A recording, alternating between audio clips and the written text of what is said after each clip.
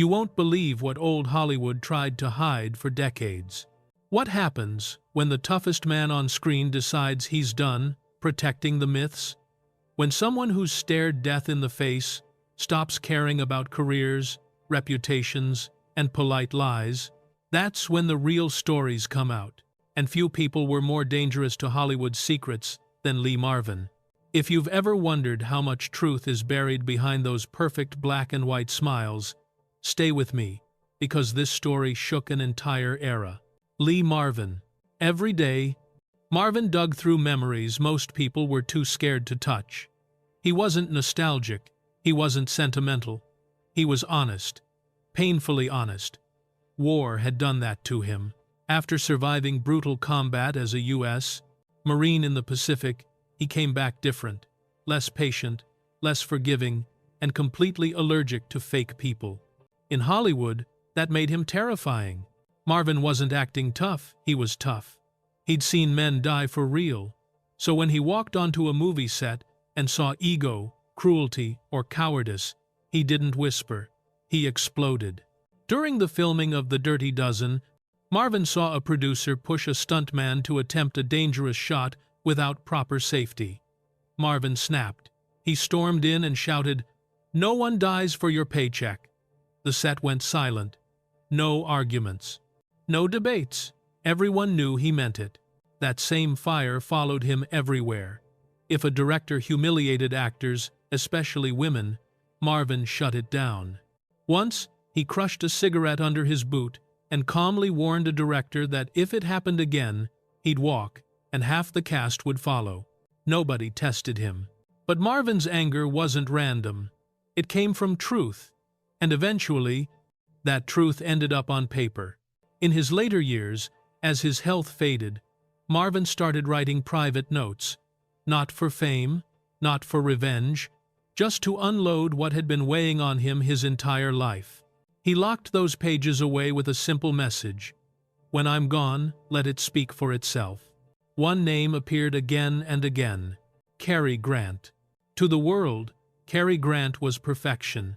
Impeccable suits, effortless charm, the definition of a gentleman. But Marvin never trusted perfection. He used to say, "The more a man is praised, the more I want to know what he's hiding." Marvin didn't hate Grant. In fact, he respected him. But he saw cracks no one else wanted to acknowledge. Behind the polished smile was a man carrying enormous weight. Marvin wrote that Grant often felt distant, guarded, almost lonely.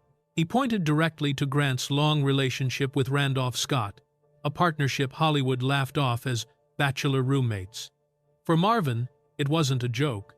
He described moments between them: quiet glances, shared silences, a closeness that didn't need words.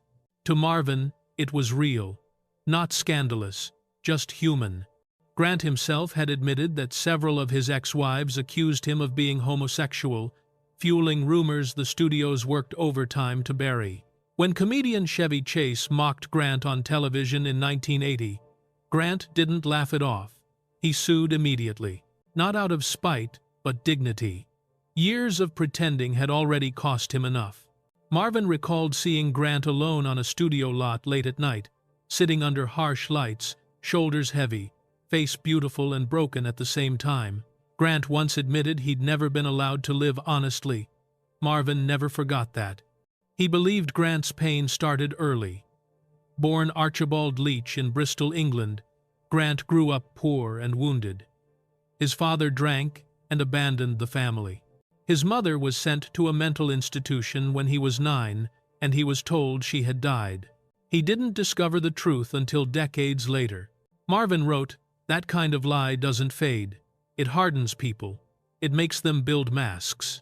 Grant's marriages, Marvin believed, weren't about love as much as survival ways to protect privacy, silence rumors, and hold together an image that paid everyone's bills. From Virginia Cherrill to Barbara Hutton, Betsy Drake, and Diane Cannon, the pattern was the same: control, tension, and emotional distance. Marvin didn't excuse Grant's behavior, but he understood it. He didn't know how to love, Marvin wrote, because he never learned how to be himself. Grant's obsession with control even pushed him toward LSD therapy, which he used over 100 times, searching for something real beneath the mask. Sometimes it helped, sometimes it made things worse, but it showed how desperate he was to feel whole. Marvin's writing wasn't cruel, it was compassionate.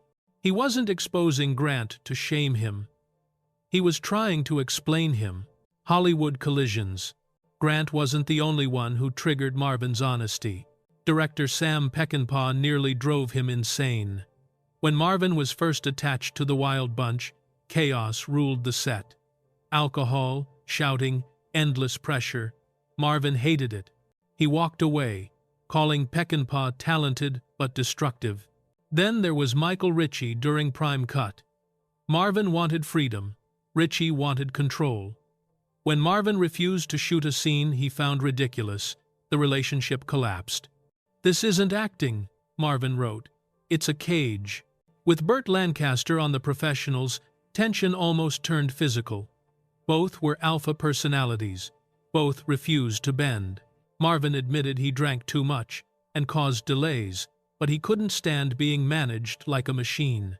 They never became friends, but they reached an uneasy respect. Even Gene Hackman stirred something uncomfortable. When Hackman's fame exploded after The French Connection, Marvin felt the spotlight shift. Not jealousy, fear. Fear of being replaced. Fear of fading. Marvin admitted it honestly, flaws and all. That was his gift. He never pretended to be perfect. The man behind the legend. Born in 1,924 inches, New York City, Marvin grew up privileged but unstable. Expelled from schools, constant fights. Then war changed everything. Shot during the Battle of Saipan, he carried physical and mental scars for life. He earned a Purple Heart, but came home lost. Acting saved him, not because it was glamorous, but because it let him be honest. From villains to anti-heroes, Marvin brought something raw no one could fake. And when he won an Oscar for Cat Ballou, it proved something important. Flaws could be powerful. Off-screen, scandals followed. The famous Marvin v. Marvin case introduced palimony to U.S. law and turned his private life into a courtroom spectacle. Marvin won legally but admitted afterward, "Everyone lies, including me." That line summed him up. The end of the line. Lee Marvin died in 1987 at just 63.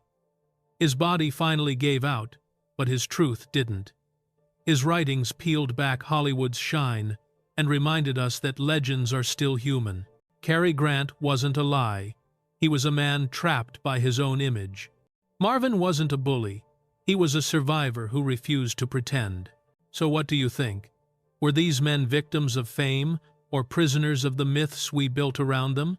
If you love uncovering the real stories behind old Hollywood legends, hit like, subscribe, and stick around. The truth is always more interesting than the fantasy.